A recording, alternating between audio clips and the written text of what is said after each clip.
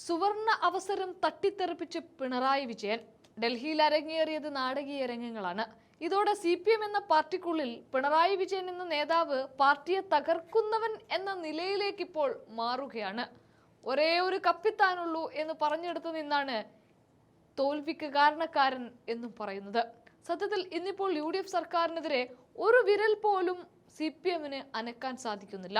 പ്രതിപക്ഷ നേതാവായി സ്വയം പ്രഖ്യാപിച്ച് പിണറായി തന്നെ മുന്നിൽ നിന്നപ്പോൾ പ്രതിപക്ഷ നിരയായ CPM ആകെ താളം തെറ്റിയിരിക്കുകയാണ്.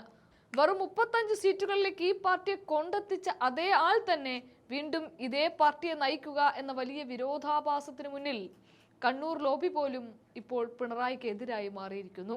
പാർട്ടി സെക്രട്ടറി ആയിരുന്ന MV ഗോവിന്ദനെ പോലെയുള്ള നേതാക്കളെ അണികൾ തന്നെ ചോദ്യം ചെയ്യാൻ തുടങ്ങിയതോടെ പിണറായി വിജയൻ പാർട്ടിക്കകത്ത് തീർത്തും ഒറ്റപ്പെടുകയാണ്. കഴിഞ്ഞ കുറച്ചു ദിവസങ്ങളായിട്ട് ഇതേ സംസാരം തന്നെയാണ് നമ്മൾ പറയുന്നത്. എന്നാൽ ഇത്തരമൊരു സാഹചര്യത്തിൽ ഭരണകക്ഷിയായ UDFനും മുഖ്യമന്ത്രി VD സതീശനുമെതിരെ ശബ്ദമുയർത്താൻ അവർക്ക് എങ്ങനെ കഴിയും? കഴിഞ്ഞ ദിവസം കോൺഗ്രസിനുള്ളിൽ നിലനിൽക്കുന്ന ചില നിയമന വിവാദങ്ങളിൽ പ്രതിപക്ഷമായ CPMന് ഒന്നും മിണ്ടാനില്ലാതായപ്പോൾ യൂത്ത് കോൺഗ്രസ്സുകാർ നേരിട്ടിറങ്ങി സ്വയം പ്രതിപക്ഷമായി ഈ സർക്കാരിനെ വിമർശിക്കുന്ന കാഴ്ചകളും നമ്മൾ കണ്ടു. എന്നാൽ അപ്പോൾ പോലും CPMനൊന്നും പറയാനുണ്ടായിരുന്നില്ല. അതുകൊണ്ടൊക്കെയാണ് സഹികെട്ട് KN ബാലഗോപാൽ സഭയിൽ പിണറായിയോട് ഒന്ന് വാ തുറക്കൂ എന്ന തരത്തിൽ സംസാരിക്കേണ്ടി വന്നത്.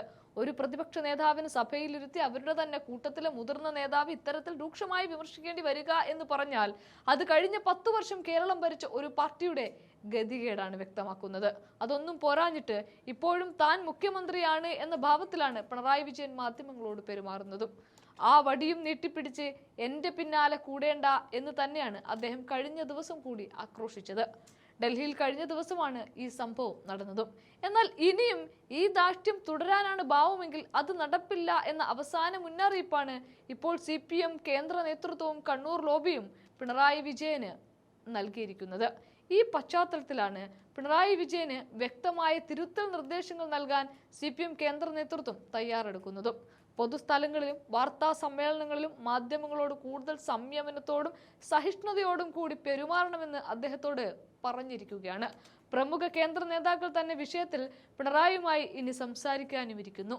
പ്രതിപക്ഷ നേതാവെന്ന പദവിയുടെ ഭാരം ഉൾക്കൊണ്ട് സർക്കാരിന്റെ ജനദ്രോഹ നയങ്ങൾക്കെതിരെ പോരാടാൻ മാധ്യമങ്ങളെ ആയുധമാക്കുകയാണ് വേണ്ടത്. അതിനു പകരം മാധ്യമങ്ങളെ ശത്രുപക്ഷത്ത് നിർത്തി പോരാടാൻ ശ്രമിച്ചാൽ അത് ഭരണപക്ഷത്തിന് മാത്രമേ ഗുണം ചെയ്യൂ എന്ന് പാർട്ടി വിലയിരുത്തുന്നുണ്ട്.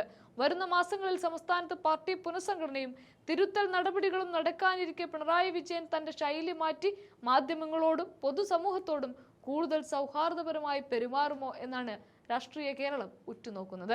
കേന്ദ്ര നേതൃത്വത്തിന്റെ ഈ മുന്നറിയിപ്പ് പിണറായി വിജയൻ ഉൾക്കൊള്ളുമോ എന്നൊക്കെ വരും ദിവസങ്ങളിൽ കണ്ടറിയാം.